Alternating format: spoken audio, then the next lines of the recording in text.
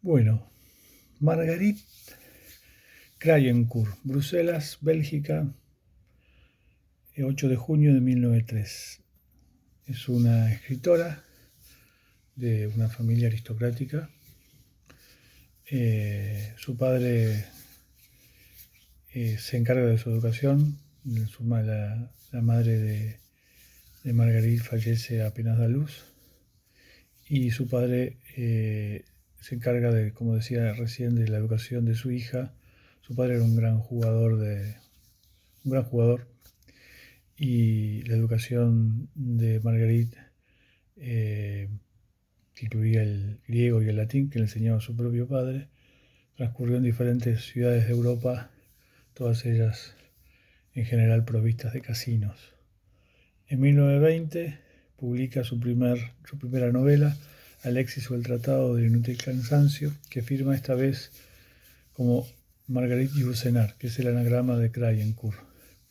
Le seguirán después El Denario del Sueño, e infinidad de libros de poesía, traducciones, ensayos, uno sobre Mishima, y novelas de corte histórico, que son quizás los textos más conocidos y su escritura más reconocible, genérica podríamos decir, que son dos textos. Uno de ellos el que vamos a trabajar hoy, o el que vamos a no trabajar es mucho, que voy a comentar hoy, que uno es Memoria de Adriano y el que mencionaba recién, Opus Nigrum. A partir de 1939, Marguerite reside en los Estados Unidos en compañía de su pareja, la traductora Grace Frick, y en 1980 es elegida como la primera mujer como miembro de número de la Academia Francesa, y en 1987, 7 años después, en Maine, fallece la autora de este libro, que se llama Opus Nigrum, este libro de acá, que, si mal no me equivoco, empieza en 1922 o 1920 y concluye en 1968. Hay un postscriptum, un epílogo en la novela, por lo menos en esta edición que tengo yo de Alfaguara, donde Marguerite Yourcenar cuenta el proceso de documentación y de reformulación del texto, cómo empezó a ser un relato en principio, y se terminó convirtiendo en una novela, y lo minucioso, digamos, del proceso de carnet, digamos, de tarjetas y referencias bibliográficas que le llevaron a construir esta obra. Bueno, primero el título Opus Nigrum significa obra negra, después referiremos por qué. En principio, digamos que la novela narra las aventuras de Zenón, un alquimista del siglo XVI, y tiene como trasfondo histórico la Europa que navega entre la Edad Media y el Renacimiento, y los conflictos entre católicos y protestantes en el norte del continente. Es importante este aspecto de este navegar entre la Edad Media y el Renacimiento, porque centralmente, como decíamos recién, el personaje es un alquimista. Marguerite Yourcenar dice que se inspiró, entre otros, en Leonardo, en Paracelso, y digo es importante porque este navegar también es una clave en relación a cierto aspecto de la novela, que centralmente habla de dos cosas.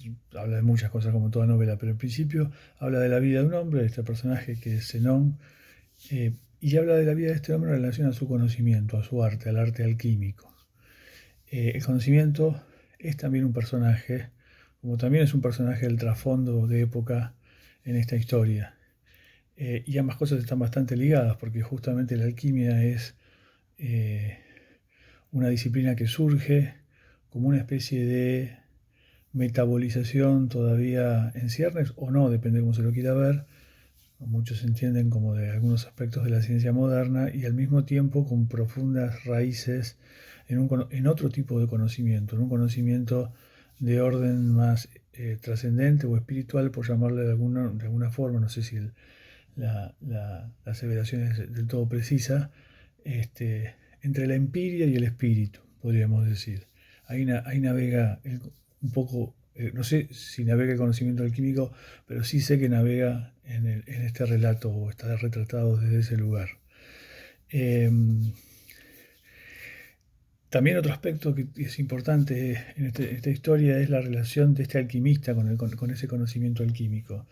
El personaje en un comienzo es, eh, digamos, busca ser ordenado como monje, como en una orden monacal, y, y poco a poco descubre estos textos en una biblioteca, estos textos eh, vedados, pero que también están en el propio monasterio. Y a partir de ahí empieza, bueno, su derrotero personal, se aparta de la iglesia y sigue el camino de la alquimia. Y ese camino de la alquimia está asignado, sobre todo en un comienzo, por una gran curiosidad, por una gran avidez y por esta idea de que a través de la alquimia se puede llegar a una especie de conocimiento total, o lo que es la aspiración de los alquimistas, a la concreción de la gran obra. Que,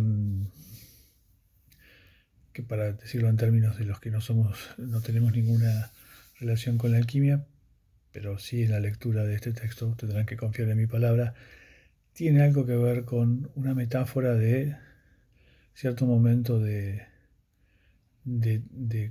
totalidad o de conocimiento unitivo, digamos, ¿no? En el sentido de la mística, una relación entre lo físico y lo espiritual. Ese derrotero entonces va a empezar con esta avidez y curiosidad propia también de la juventud del personaje, y finalmente en el final va a llegar a un punto culminante donde justamente Zenón descubrirá que el conocimiento, el verdadero conocimiento espiritual de la alquimia, es un conocimiento que está centrado en lo humano y que es un conocimiento limitado, relativo y falible. Es paradójica esta idea de que lo espiritual tenga que ver con lo humano, o no, en realidad no es tan paradójico, pero por ahí solemos disociar estas dos cuestiones. Y por otro lado, que el conocimiento y la verdad de ese conocimiento, lo que verdaderamente lo vuelve operativo, para decirlo en términos alquímicos o mágicos. Alquimia y magia también son por momentos sinónimos en el texto. Eh, Estos momentos se vuelven también, decía entonces, eh, eh, lo terrenal también es lo trascendente. Para solo definir esta idea de Opus Nigrum, obra negra, título del texto, este es el otro elemento que incorporaríamos ahora, la obra negra en el campo de la alquimia es el momento de disolución previo a la culminación de la gran obra.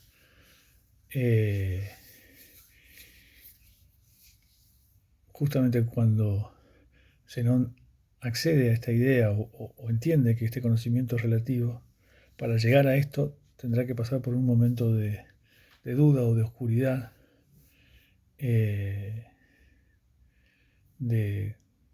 inclusive de completo escepticismo en relación a la confianza del conocimiento, pero también en relación al conocimiento como herramienta para acercar a los hombres, o para convivir, o para vivir con los hombres, o para comprender a los hombres.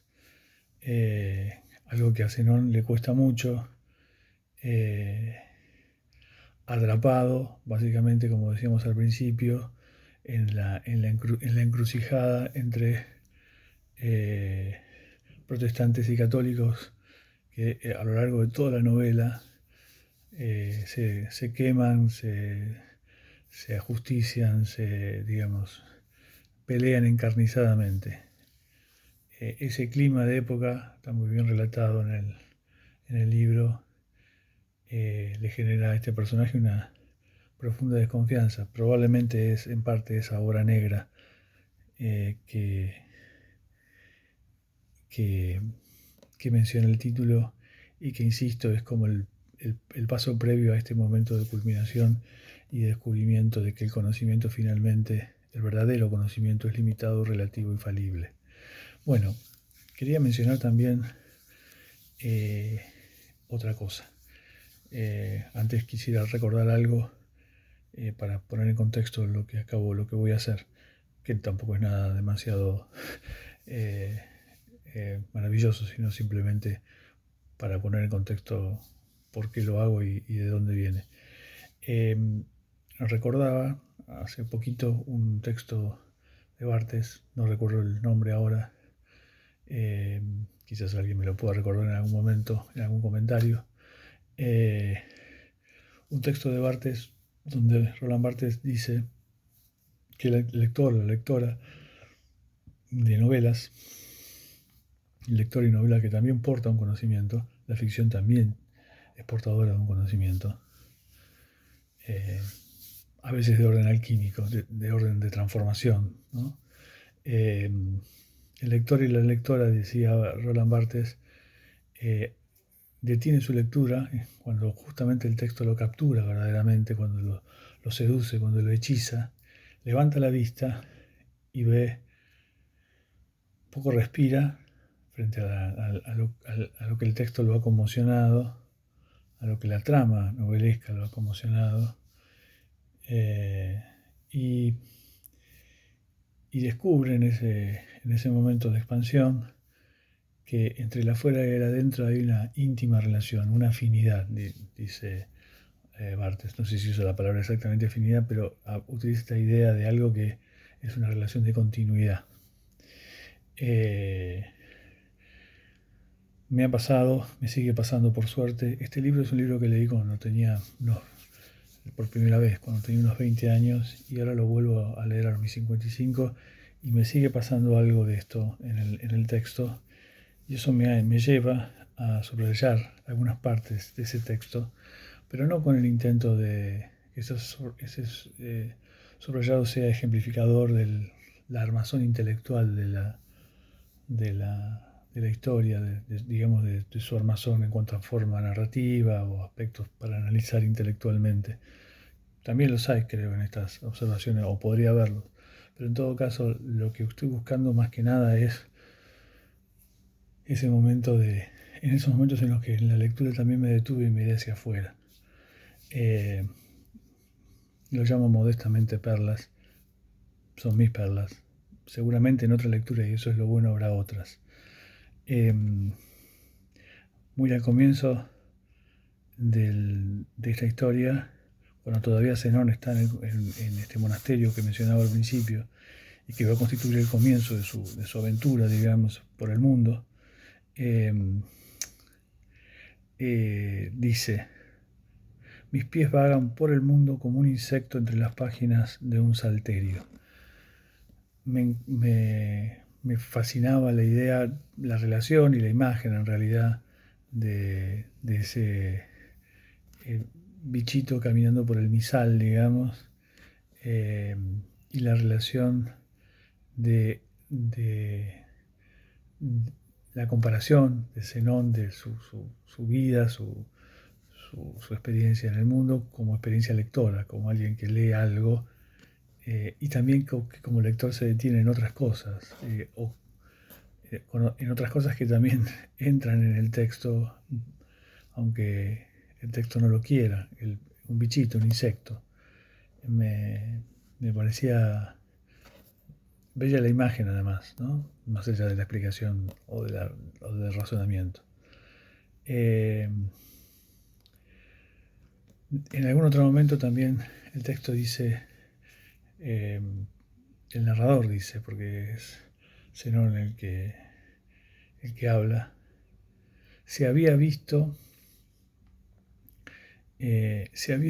viendo. Eso también es una cosa que cuando lo estaba leyendo decía, qué extraño, y por otro lado qué propio de cualquier lector, la sensación en algún momento de saberse leyendo, de estar perdido, inmerso en la lectura, pero al mismo tiempo sabiendo que uno está leyendo, ¿no? la lectura como el conocimiento es un proceso un poco loco, donde al mismo tiempo convive esta mirada, digamos, analítica o intelectual y otro tipo de mirada, que en algunos casos también es una mirada de reconocimiento sobre la propia escena y una especie de mirada mirándose uno desde afuera, ¿no?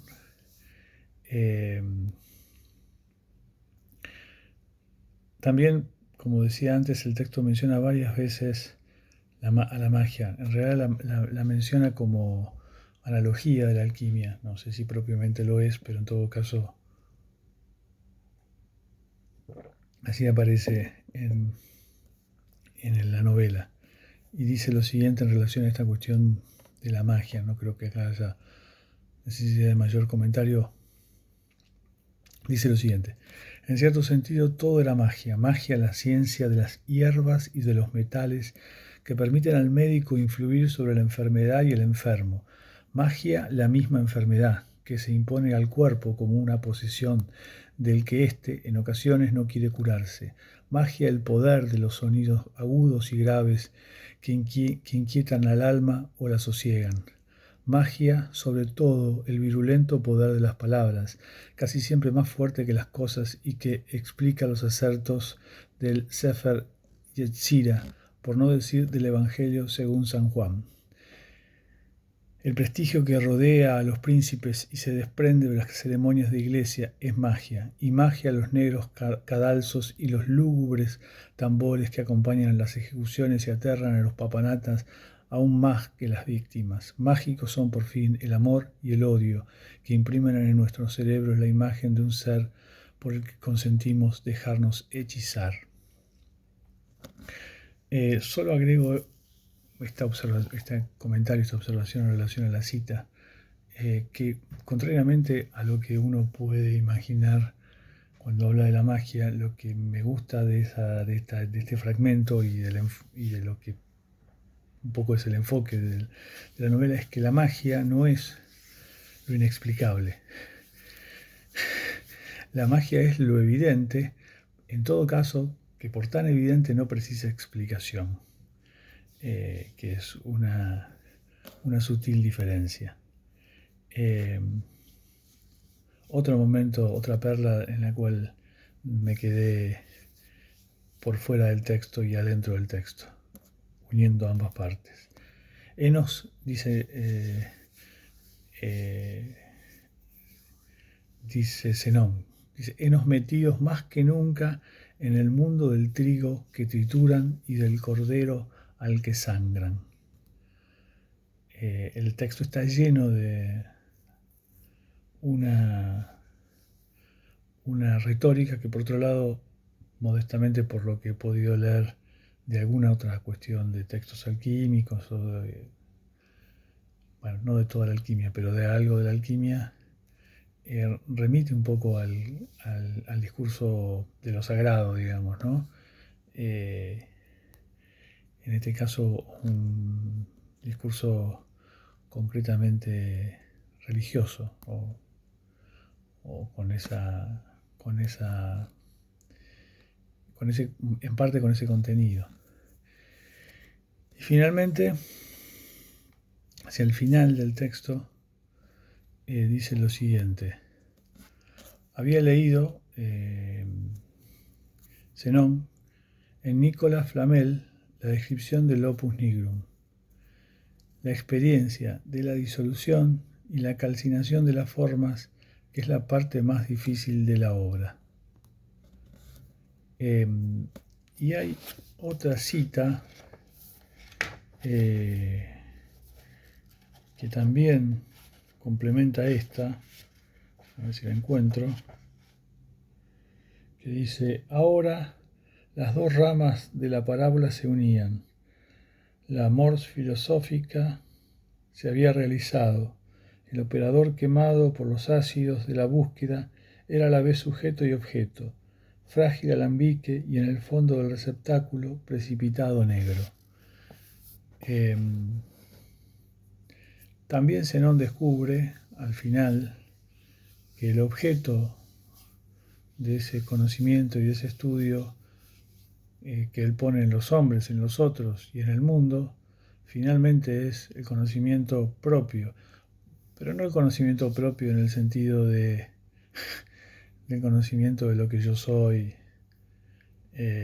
a veces, o quizás sí, de lo que yo soy, pero no livianamente, sino el conocimiento de algo que es mío y que cuando realmente lo reconozco como mío, también veo que eso es parte del mundo, parte de metáfora o imagen o reflejo de lo que está afuera, ¿no? Bueno, es un, es un texto, como les decía antes, revisitado, vuelto a leer, eh,